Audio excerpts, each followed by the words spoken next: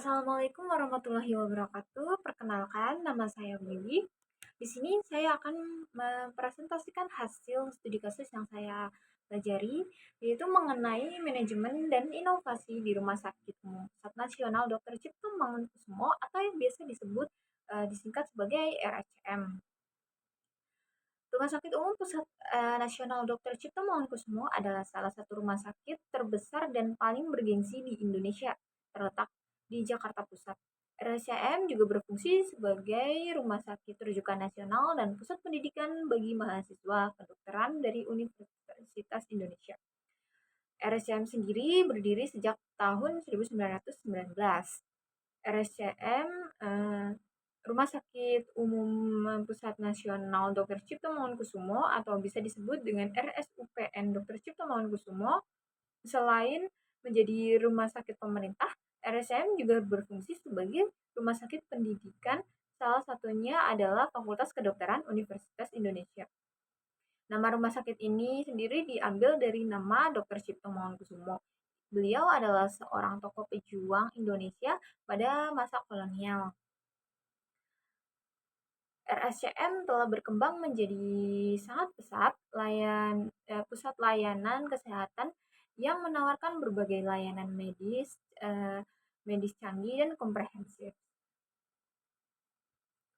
Fokus utama dari studi kasus ini adalah mengidentifikasi dan menganalisis strategi manajemen serta inovasi yang diterapkan oleh Rumah Sakit Umum Pusat Nasional Dr. Cipto Mangunkusumo atau bisa dibilang RSCM dalam memberikan layanan kesehatan berkualitas tinggi, mencangkup penanganan krisis, adopsi teknologi baru, dan pendekatan terhadap keselamatan dan kesejahteraan tenaga kesehatan serta pasien.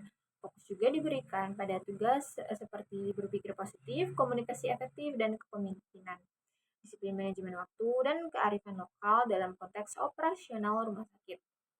Misi RSCM adalah menjadi pusat unggulan layanan kesehatan, pendidikan, dan penelitian medis di Indonesia.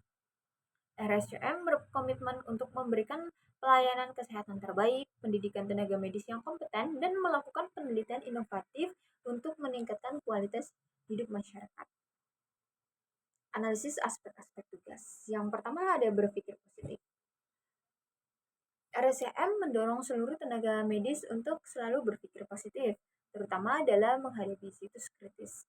Dalam penanganan pasien, pendekatan ini membantu meningkatkan semangat dan motivasi tenaga medis yang pada gilirannya berdampak positif pada kualitas perawatan pasien. Berikut ini adalah beberapa cara RSCM mengimplementasikan strategi untuk mendorong pola pikir positif. Yang pertama ada pelatihan motivasi.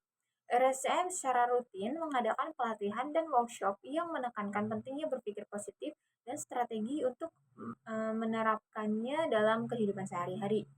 Yang kedua, layanan konseling. RSCM menyediakan layanan konseling bagi tenaga kesehatan untuk membantu mereka mengatasi stres dan beban kerja. Penghargaan dan pengakuan. RSCM mengakui dan menghargai pencapaian serta kontribusi tenaga medis dan stafnya. Penghargaan ini berupa sertifikat, bonus, atau pengakuan publik. Yang keempat, ada rapat dan diskusi terbuka. RSCM mengadakan rapat rutin di mana staf dapat menyampaikan kekhawatiran, memberikan masukan, dan berdiskusi tentang tantangan yang mereka hadapi. Komunikasi yang terbuka dan transparan membantu menciptakan lingkungan kerja yang positif dan mendukung. Selanjutnya ada komunikasi efektif. Komunikasi efektif di RSCM diterapkan melalui sistem komunikasi internal yang terstruktur, briefing harian, dan penggunaan teknologi informasi. Ini memastikan bahwa informasi penting disampaikan tepat waktu dan akurat. Berikut beberapa cara yang digunakan RSCM, yaitu komunikasi efektif yang diterapkan RSCM, yaitu briefing harian, protokol dan panduan tertulis, aplikasi komunikasi internal, dan konsultasi dan komunikasi terbuka. Kepemimpinan. Bagaimana sih gaya kepemimpinan yang diterapkan di RSCM? Kepemimpinan di RSCM memainkan peran penting dalam pengembalian keputusan strategis dan operasional.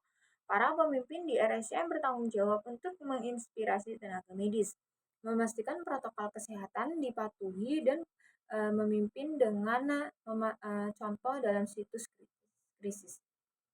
Pemimpin di RSM berusaha untuk melibatkan seluruh tenaga kerja dalam proses pengambilan keputusan. Mereka mendengarkan umpan balik dari para staf, medis, dan non-medis, serta pasien untuk memastikan bahwa keputusan yang mereka ambil mencerminkan kebutuhan dan keperhatian semua pihak. Selanjutnya ada disiplin. Disiplin diterapkan melalui kepatuhan ketat terhadap standar operasional prosedur atau SOP dan protokol kesehatan, termasuk penggunaan APD yang benar, kebersihan lingkungan kerja, kepatuhan tenaga terhadap jadwal kerja, disiplin yang ketat membantu memastikan keselamatan pasien dan tenaga kesehatan. Pemimpin di RSCM berperan sebagai teladan dalam memberikan disiplin. Mereka juga menunjukkan komitmen terhadap protokol dan standar yang diterapkan. Selanjutnya ada manajemen waktu. Manajemen waktu di RSCM dilakukan melalui pengaturan jadwal yang efisien dengan menggunakan sistem trias yang untuk penanganan pasien dan memanfaatkan teknologi informasi untuk mempercepat proses administrasi. Ini guna untuk membantu dalam mengoptimalkan waktu perawatan pasien dan mengurangi waktu tunggu.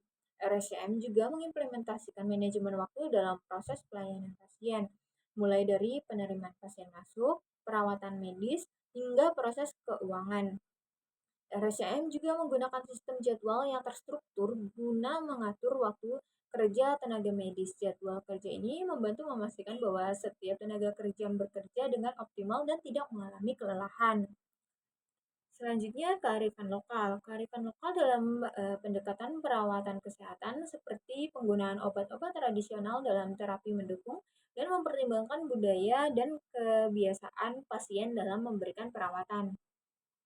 Nah, dari sekian analisis di atas dapat disimpulkan dengan pendekatan manajemen yang komprehensif dan inovatif ini, RSCM menunjukkan kemampuan dan komitmen dalam menyediakan layanan kesehatan berkualitas tinggi.